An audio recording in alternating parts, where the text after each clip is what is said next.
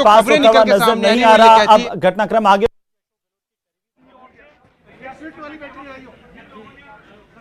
पहुंच गए हैं और बिल्कुल, इस्तीफा देखिए, देने की घटनाक्रम बात कर आगे रहे बढ़ रहा हैं। है, इस पर खास बातचीत करेंगे, हमारे साथ हैं आचार्य प्रमोद कृष्णन जी।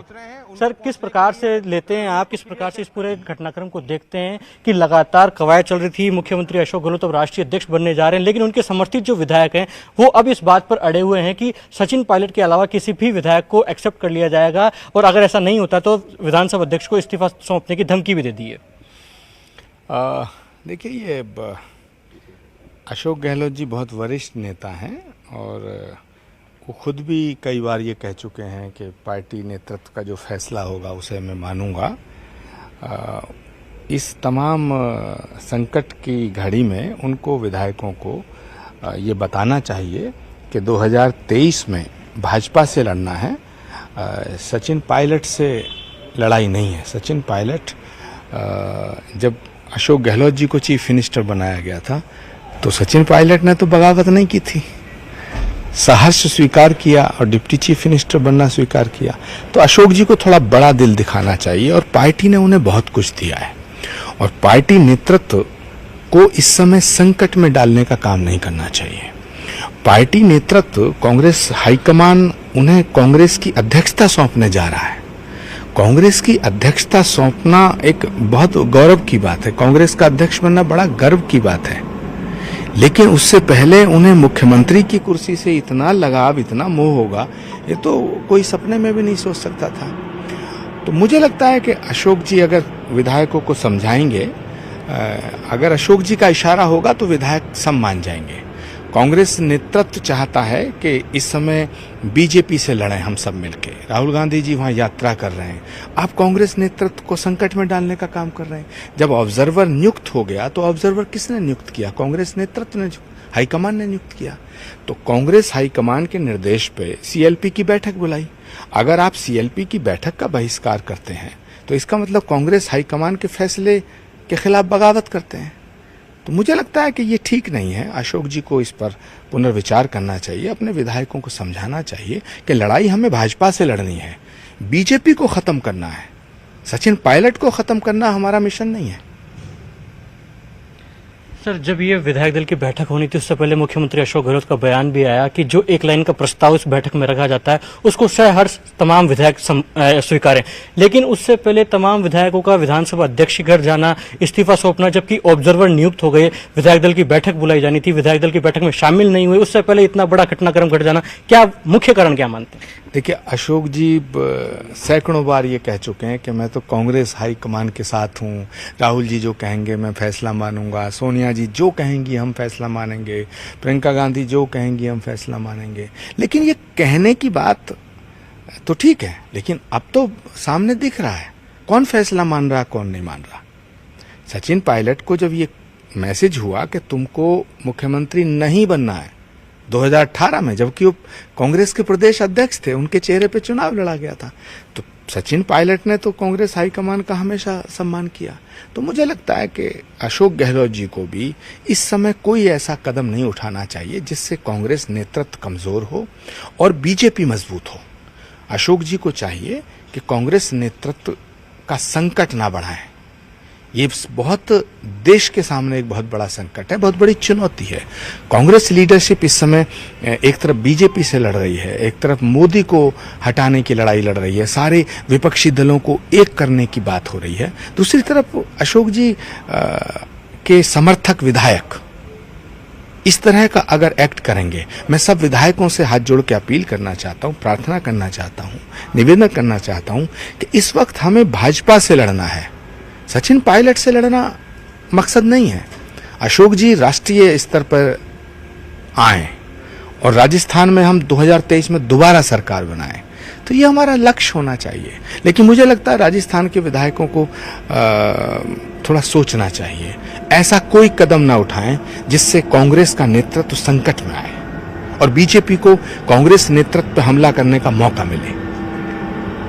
सर, ये जो तमाम विधायक और मंत्री जो सचिन पायलट की खिलाफत कर रहे हैं, उनका साफ तौर पर कहना है कि जिन लोगों ने सरकार गिराने का षड्यंत्र करा, जो लोग मानेसर होटल में बंद रहे, जिनकी वजह से सरकार पर संकट आया, उनमें से किसी भी व्यक्ति को मुख्यमंत्री पद पर स्वीकार नहीं किया जाएगा। जिन लोगों ने सरकार बचाने का काम किया, उन 102 में से किसी भी विधायक को मुख्यमंत्री बनाए तो हम सहर्ष स्वीकारेंगे।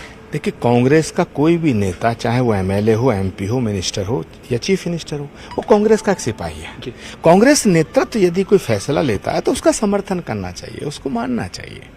यही कांग्रेस की ताकत है। लेकिन अब सरकार गिराने का काम कौन कर रहे हैं? अब कौन कर रहे हैं? तो ये, और मुझे लगता है कांग्रेस हाईकमान इस तरह की धमकियों से डरने वाला नहीं है। लड़ाई विचारधारा की है। कांग्रेस के हर नेता को कांग्रेस नेतृत्व में विश्वास रखना पड़ेगा और उसमें आस्था रखनी पड़ेगी, वरना तो रास्ते खुले हैं। कांग्रेस हाईकमान इस प्रकार की तमाम धमकियों से डरने वाला नहीं है। इतना सा जानना चाहूंगा कि आखिरकार सचिन पायलट को रोकने के तमाम प्रयास ये विधायक कर रहे हैं। अशोक गहलोत को आप कह रहे हैं कि सच्चे सिपाही हैं कांग्रेस पार्टी के, उनको किस प्रकार से मध्यस्थता अब करनी चाहिए, किस प्रकार का हस्तक्षेप उनका अब अनिवार्य है, लाजमी है? नहीं, ये सचिन पायलट का विरोध नहीं है, ये सचिन पायलट का विरोध नहीं है। ये कांग्रेस हाईकमान के द्वारा जो ऑब्जर्वर भेजे गए, ये उनकी तौहीन है। ये कांग्रेस नेतृत्व को चुनौती देने की बात है। तो अगर विधायकों ने ये ठान लिया है तो फिर विधायक ये फैसला करें कि वो अगला चुनाव कांग्रेस से लड़ेंगे या भाजपा से लड़ेंगे। मुझे लगता है कांग्रेस नेतृत्व को मजबूत करने की जरूरत है इस समय, और सारा फैसला अगर कांग्रेस नेतृत्व को ही करना था तो इतना आशंका क्यों? प्रस्ताव ये थोड़ी हो रहा था कि चीफ मिनिस्टर किसको बनाया जाएगा। प्रस्ताव तो ये हो रहा था कि सारा फैसला कांग्रेस नेतृत्व को सौंपना है। अभी तो फैसला हुआ ही नहीं था, तो अभी से ये आशंका क्यों की? इसका मतलब है कि इसके पीछे कोई बड़ी साजिश है। कांग्रेस हाईकमान को डराने की जो ये कवायद हो रही है, मुझे लगता है कांग्रेस नेतृत्व इन धमकियों में नहीं आएगा और कांग्रेस मजबूत होकर निकलेगी। और हम लोग भगवान से प्रार्थना करते हैं कि कांग्रेस के हर विधायक को पुनर्विचार करे और वो सद्बुद्धि दे उनको। सर, आखिरी सवाल, ये जो घटनाक्रम और राजस्थान में तैयार हो गया है, राजस्थान सरकार पर एक तरीके से खतरा हो गया है। अगर मध्यावधि चुनाव होता है या फिर सरकार खतरे में आती है तो किसे मुख्य किरदार मानते हैं आप, किसे मुख्य आरोपी मानते हैं अगर इस प्रकार की तस्वीरें निकलकर सामने आती हैं राजस्थान से अगले कुछ दिनों में? देखिए, प्रत्यक्षम किम प्रमाणम, प्रत्यक्ष को प्रमाण की आवश्यकता नहीं होती है। कांग्रेस पार्टी के नेतृत्व के फैसले के खिलाफ जो लोग जा रहे हैं, ये उन्हें सोचना है, ये हमें नहीं सोचना है।